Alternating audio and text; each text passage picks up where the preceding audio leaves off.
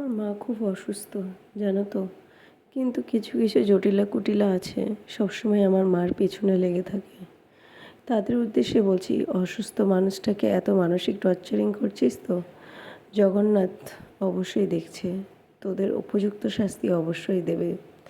তবে যাই হোক, বাদ দিলাম। আজকে সকাল সকাল ঘুম থেকে উঠে মনটা খুবই খারাপ ছিল মার কথা শুনে। মা খুবই মনে মনে কষ্ট পাচ্ছে। তার উপরে জটিলা কুটিলারা আমাদের সংসারে বেশি বড় নাক গলায়। মানে আমার বাবা মার, আমার বাপের বাড়ির ব্যাপারে বেশি নাক গলায় ওরা।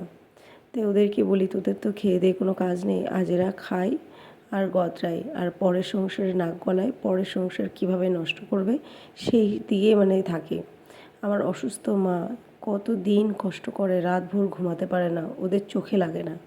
চোখে লাগে কীভাবে আমার মা বাবা ভালো আছে, সেই দিকে চোখে লাগে। ওটাই ওরা সহ্য করতে পারে না।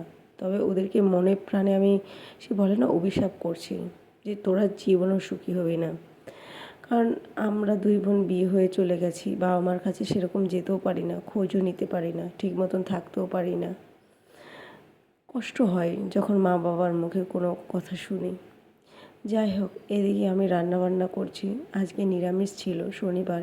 কুমড়ো দিয়ে আর ছোলা দিয়ে রান্না করেছি। সকালে এই দিয়েই খাবো। কারণ আজকে আমার তেলের বোতলটা দেখতেই পেরেছো, তেলটা অনেকটাই নেই।